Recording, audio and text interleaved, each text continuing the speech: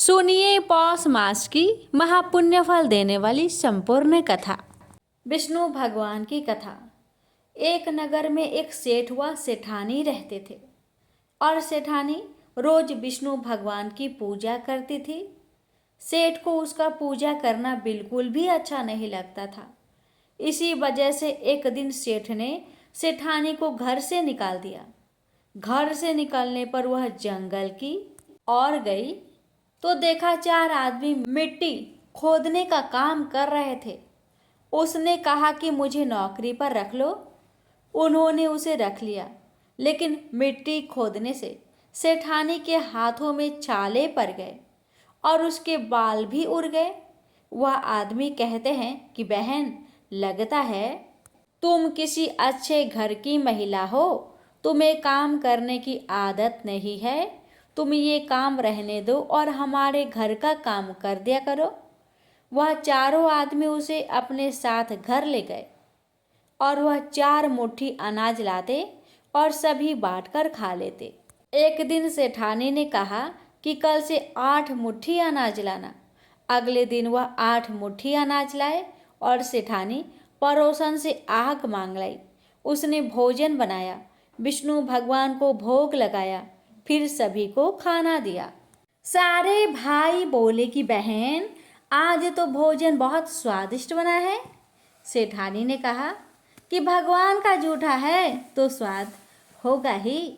सेठानी के जाने के बाद सेठ भूखा रहने लगा और आस पड़ोस के सारे लोग कहने लगे, ये तो सेठानी के भाग्य से खाता था। एक दिन सेठ सेठानी को ढूंढने चल पड़ा। उसे ढूंढते हुए वह भी उस जंगल में पहुंच गया जहां वह चारों आदमी मिट्टी खोद रहे थे। सेठ ने उन्हें देखा तो कहा कि भाई, मुझे भी काम पर रख लो। उन आदमियों ने उसे काम पर रख लिया, लेकिन मिट्टी खोदने से उसके भी हाथों में छाले पड़ गए और बाल उड़ने लगे। उसकी यह हालत देख चारों बोले कि तुम्हें काम की आदत नहीं है, तुम हमारे साथ चलो और हमारे घर में रह लो। सेठ उन चारों आदमियों के साथ उनके घर चला गया और जाते ही उसने सेठानी को पहचान लिया, लेकिन सेठानी घूंघट में थी तो सेठ को देख नहीं पाई। सेठानी ने सभी के लिए भोजन तैयार किया और हर रोज की भांति विष्णु भगवान को भोग लगाया। उसने उन चारों भाई को भोजन परोस दिया, लेकिन जैसे ही वह सेठ को भोजन देने लगी तो विष्णु भगवान ने उसका हाथ पकड़ लिया। भाई बोली कि बहन, ये तुम क्या कर रही हो? वह बोली, मैं कुछ नहीं कर रही हूँ, मेरा हाथ तो विष्णु भगवान ने पकड़ लिया है। भाई बोले, हमें भी विष्णु भगवान के दर्शन कराओ। उसने भगवान से प्रार्थना की तो विष्णु जी प्रकट हुए। सभी ने दर्शन किए। सेठ ने सेठानी से क्षमा मांगी और सेठानी को साथ चलने को कहा। भाइयों ने अपनी बहन को बहुत सा धन देकर विदा किया। अब सेठानी के साथ सेठ भी भगवान विष्णु की पूजा करने लगा और उनके परिणाम से उनका घर अन्न धन से भर गया। प्रेम से बोलिए विष्णु भगवान की जय। एक संत थे, वे भगवान राम को मानते थे। कहते थे, यदि भगवान से निकट आना है तो उनसे कोई रिश्ता जोड़ लो। जहाँ जीवन में कमी है वही ठाकुर जी को बैठा दो, वे जरूर उस संबंध को निभाएंगे। इसी तरह संत भी भगवान राम को अपना शिष्य मानते थे और शिष्य पुत्र के समान होता है, इसलिए माता सीता को पुत्र वधू के रूप में देखते थे। उनका नियम था रोज मंदिर जाते और अपनी पहली माला भगवान को पहनाते थे। उनकी यह बात मंदिर के लोगों को अच्छी नहीं लगती थी। उन्होंने पुजारी से कहा, ये बाबा रोज मंदिर आते हैं और भगवान को अपनी उतारी हुई माला पहनाते हैं। उन्होंने पुजारी जी से कहा कि वे बाबा इस बात का विरोध करें। अगले दिन बाबा मंदिर आए और पुजारी जी को माला उतार कर दी तो पुजारी जी ने माला भगवान को पहनाने से इनकार कर दिया। साथ ही कहा कि यदि आपको माला पहनानी है तो बाजार से नई माला लेकर आए। ये पहनी हुई माला ठाकुर जी को नहीं पहनाएंगे। वे बाजार गए और नई माला लेकर आए। आज संत मन में बड़े उदास थे। अब जैसे ही पुजारी जी ने वह नई माला भगवान श्री राम को पहनाई, तुरंत वह माला टूटकर नीचे गिर गई। उन्होंने फिर जोर कर पहनाई, माला फिर टूटकर गिर पड़ी। ऐसा 3-4 बार किया, पर भगवान ने वह माला स्वीकार नहीं की। तब पुजारी जी समझ गए कि उनसे बड़ा अपराध हो गया है और पुजारी जी ने बाबा से क्षमा मांगी। संत सीता जी को बहू मानते थे, इसलिए जब भी मंदिर जाते पुजारी जी सीता जी के विग्रह के आगे पर्दा कर देते थे। भाव ये होता था कि बहू ससुर के सामने सीधे कैसे आए, और बाबा केवल श्री राम जी के ही दर्शन करते थे। जब भी बाबा मंदिर आते तो बाहर से ही आवाज़ लगाते, पुजारी जी हम आ गए, और पुजारी जी झट से सीता जी के आगे पर्दा कर देते। एक दिन बाबा ने बाहर से आवाज़ लगाई, पुजारी जी हम आ गए। उस समय पुजारी जी किसी दूसरे काम में लगे हुए थे, उन्होंने सुना नहीं। तब सीता जी ने तुरंत अपने विग्रह से बाहर आई और अपने आगे पर्दा कर लिया। जब बाबा मंदिर में आए तो यह देखकर पुजारी जी को बड़ा आश्चर्य हुआ कि सीता जी की विग्रह का पर्दा तो लगा है। पुजारी जी बोले, बाबा आज आपने आवाज़ तो लगाई ही नहीं। बाबा बोले, पुजारी जी मैं तो रोज की तरह आवाज़ लगाने के बाद ही मंदिर में आया था। यह सुनकर पुजारी जी और बाबा समझ गए सीता जी ने स्वयं अपने विग्रह के आगे पर्दा किया था। आज से हम मंदिर प्रवेश नहीं करेंगे। अब बाबा रोज मंदिर के सामने से निकलते और बाहर से ही आशीर्वाद देकर चले जाते। प्रेम से बोलिए सियावर रामचंद्र की जय। एक साहूकार था, उसके कोई बच्चा नहीं था। एक दिन वह सुबह के समय घर के बाहर गया तो उसने देखा कि एक किसान खेत में दाना डालने जा रहा था। साहूकार को देखते ही वो वापस लौट गया और बोला कि आज तो शगुन अच्छा नहीं हुआ। जब साहूकार ने यह सुना तो उसका मुंह उतर गया। घर आने पर उसकी पत्नी ने पूछा कि आज क्या बात है। साहूकार ने सारी बात बताई तो पत्नी बोली, आज चिड़िया आई तो बेबी बोली, बच्चे नहीं तो दाना कहाँ से मिलेगा, कहकर उड़ गई। साहूकार को क्रोध आया। उसी दिन से वह सूरज भगवान की आराधना करने लगा। 12 वर्ष बीत गए। तब सूरज भगवान ने सोचा कि यदि भक्त की पुकार नहीं सुनी तो भगवान को कोई नहीं मानेगा। सूरज भगवान को दया आई, प्रकट होकर बोले, साहूकार तेरे नसीब में बच्चा नहीं है, पर मेरे आशीर्वाद से तेरे घर एक कन्या जन्म लेगी। 9वें महीने उनके घर में एक कन्या ने जन्म लिया। जब नायन नहलाने आती तो कन्या हंसती मुस्कुराती। कन्या के मुस्कुराने से हीरे मोती गिरते। उन हीरे मोती को नायन लेकर चली जाती। 1.25 महीने बीत गए।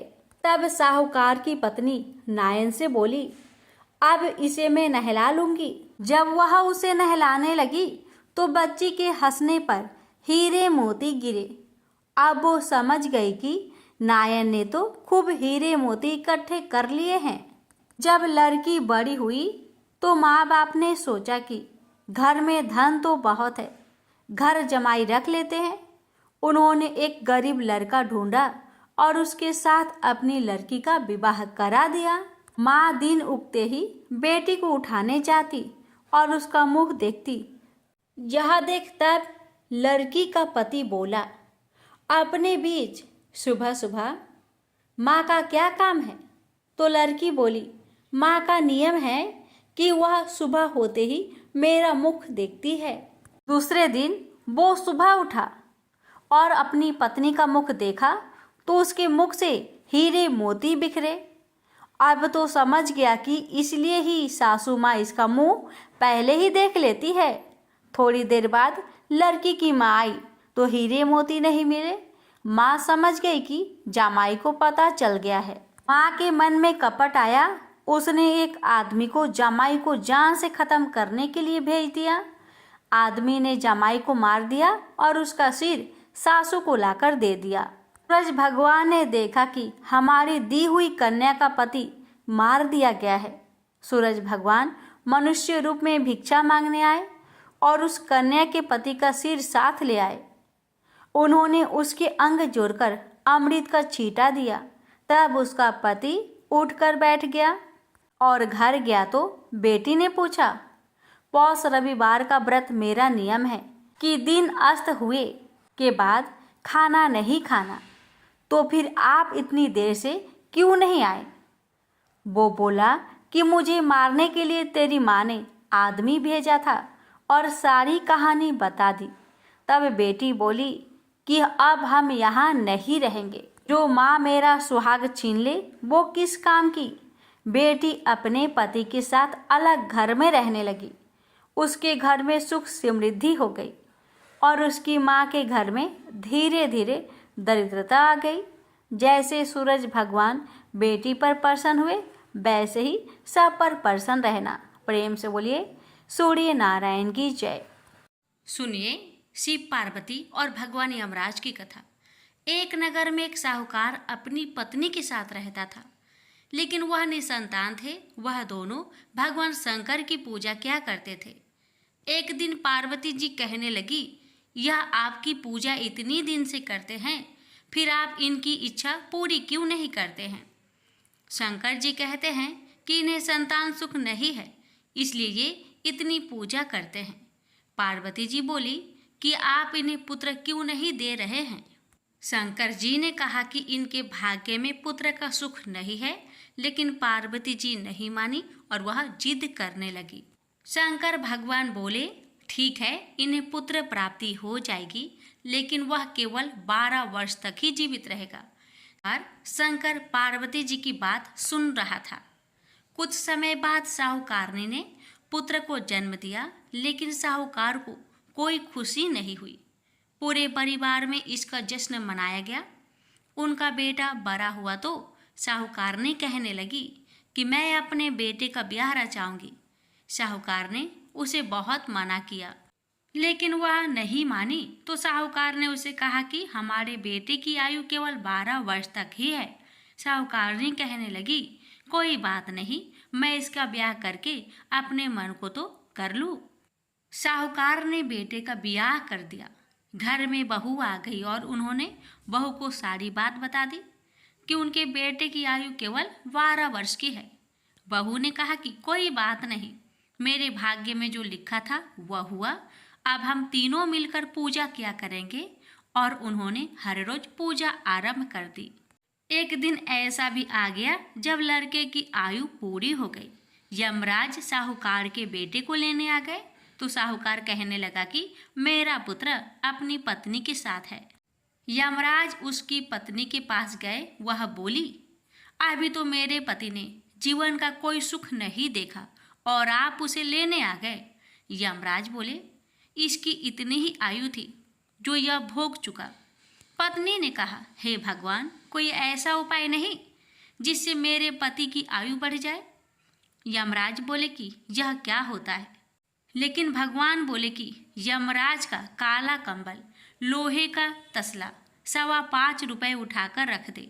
1 वर्ष पूरा होने पर ये किसी को दे देना, तुम्हारे पति की आयु लंबी हो जाएगी।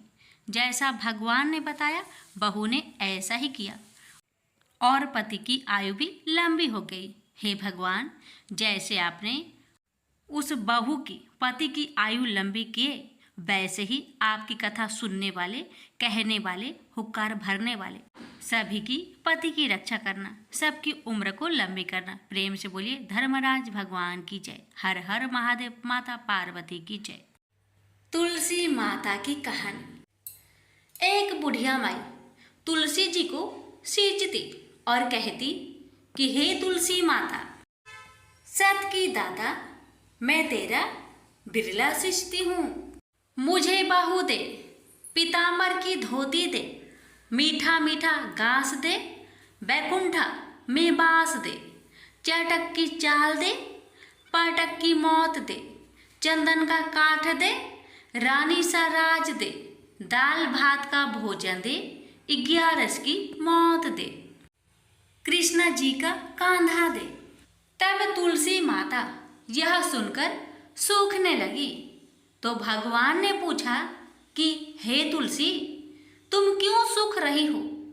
तुलसी माता ने कहा कि एक बुढ़िया रोज आती है और यही बात कह जाती है, मैं सब बात तो पूरा कर दूंगी, लेकिन कृष्ण का कंधा कहाँ से लाऊंगी? तो भगवान बोले, जब वो मरेगी तो मैं अपने आप ही कंधा देने आऊंगा। तू बुढ़िया माई से कह देना। जब बुढ़िया माई मर गई, सब लोग आ गए। जब माई को ले जाने लगे तो वह किसी से न उठी। तब भगवान एक 12 बरस के बालक का रूप धारण करके आए।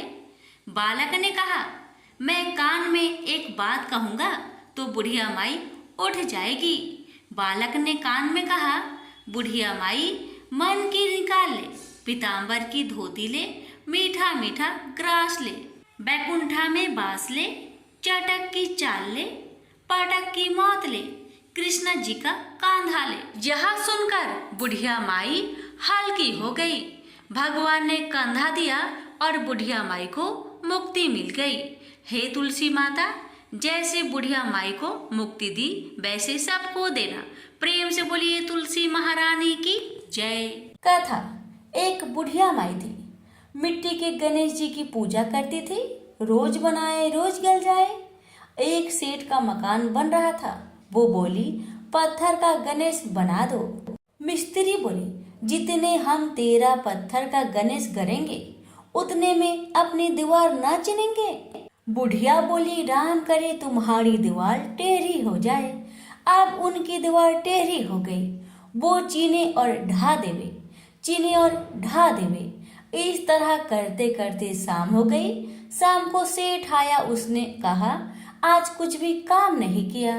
वो कहने लगे, एक बुढ़िया आई थी। वो कह रही थी, मेरा पत्थर का गणेश गर दो। हमने नहीं गरा तो उसने कहा, तुम्हारी दीवार टेढ़ी हो जाए। तब से दीवार सीधी नहीं बन रही है। बनाते हैं और ढा देते हैं। सेठ ने बुढ़िया को बुलवाई। सेठ ने कहा, हम तेरा सोने का गणेश गढ़ देंगे, हमारी दीवार सीधी कर दो। सेठ ने बुढ़िया को सोने का गणेश गढ़ दिया। सेठ की दीवार सीधी हो गई। जैसे सेठ की दीवार सीधी की, वैसे सबकी करना। कहानी कहने वाले, सुनने वाले, हुक्कार भरने वाले सभी पर अपनी कृपा सदा बनाए रखना। प्रेम से बोलिए गजानंद भगवान की जय। लापसी तपसी की कथा। एक लापसी था, एक तपसी था। तपसी हमेशा भगवान की तपस्या में लीन रहता था। लापसी रोजाना 1.25 सेर की लापसी बनाकर भगवान का भोग लगाकर जीम लेता था। एक दिन दोनों लड़ने लगे। लापसी बोला, मैं रोज भगवान की तपस्या करता हूँ, इसलिए मैं बड़ा हूँ। लापसी बोला कि मैं रोज भगवान को 1.25 सेर लापसी का भोग लगाता हूँ, इसलिए मैं बड़ा हूँ। नारद जी वहाँ से गुजर रहे थे। दोनों को लड़ता देखकर उनसे पूछा कि क्यों तुम लड़ रहे हो? लापसी ने खुद को बड़ा होने का कारण बताया और तपसी ने अपना कारण बताया। नारद जी बोले, तुम्हारा फैसला मैं कर दूंगा। दूसरे दिन लापसी और तपसी नहाकर अपनी रोज की भक्ति करने आए तो नारद जी ने छुपकर 1.25 करोड़ की एक एक अंगूठी उन दोनों के आगे रख दी। तपसी की नजर जब अंगूठी पर पड़ी तो उसने चुपचाप अंगूठी उठाकर अपने नीचे दबा ली। लापसी की नजर अंगूठी पर पड़ी लेकिन उसने ध्यान नहीं दिया। भगवान को भोग लगाकर लापसी खाने लगा। नारद जी सामने आए तो दोनों ने पूछा कि कौन बड़ा? तो नारद जी ने तपसी को खड़ा होने को कहा। वो खड़ा हुआ तो उसके नीचे दबी अंगूठी दिखाई पड़ी। नारद जी ने तपसी से कहा, तपस्या करने के बाद भी तुम्हारी चोरी करने की आदत नहीं गई, इसलिए लपसी बना है और तुम्हें तुम्हारी तपस्या का कोई भी फल नहीं मिलेगा। तपसी शर्मिंदा होकर माफी मांगने लगा।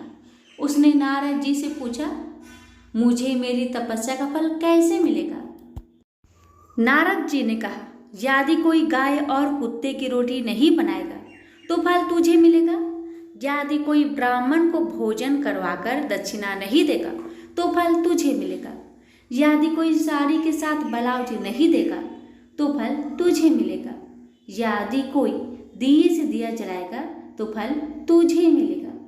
यदि कोई सारी कहानी सुने लेकिन तुम्हारी कहानी नहीं सुने तो फल तुझे मिलेगा। उसी दिन से हर व्रत कथा कहानी के साथ लपसी तपसी की कहानी भी सुनी और कही जाती है। प्रेम से बोलिए लक्ष्मी नारायण की जय।